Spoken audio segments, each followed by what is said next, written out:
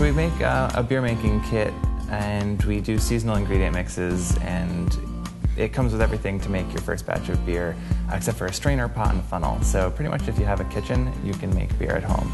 I didn't actually even like beer, but just really liked cooking and making things from scratch. And it turns out that I had never actually had good beer. So from the first batch, I was now converted to beer. Yeah, from the start, we wanted to just make beer that we've never had before, was the idea. And it's alcoholic. It's alcohol. And so we were won over and kept making it. And we're shocked that New York City, that has 1 million of everything, didn't have a single place to buy brewing supplies.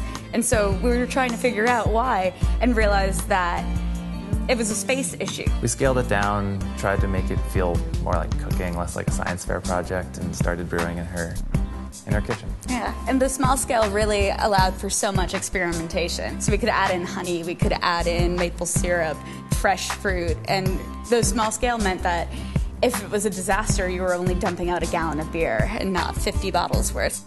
There's a lot of jargon in beer, and that first batch we were like, okay, so like, is it the mash come first, or do the the sparge? There were all these different words. From the beginning, we wanted to just put things in English and just put things in terms of food and how you cook. Oh, yeah. Like, it doesn't have to be super scientific to still be complex and tasty. Like, when you're cooking onions, you don't really need to know why they're browning versus sweating. You just know that when you do a certain thing, that's what happens to your onions. And it's the same thing with beer. So it is a lot of science in it, but most of cooking has a lot of science in it.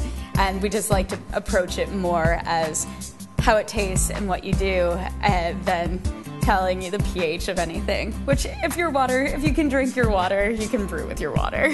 We are inspired by walking through the green market, by what's on the menus we really like, and think of beer as a food. And so we are constantly pulling flavors out. We did a s'more beer that had some smoked malt and some caramel malt, and then Taza chocolate fines in it, and it gave it like a deconstructed s'more taste to it. Still beer. And Indian spice stores we always walk through, and it's just really fun to get inspired by different ingredients and put them in beer. Yeah, we made a lobster beer, which when we brew, you actually see a claw coming up and trying to grab your spoon, basically, but it gives it a really nice, like, sea brininess to it, and you add, like, bay leaves and peppercorns, and yeah, I mean, anything you can think of, you're really not limited when it comes to beer, which is really surprising, because it's not how we came to know beer from the start. So it's really exciting to see people fall in love with making beer and have it change their life.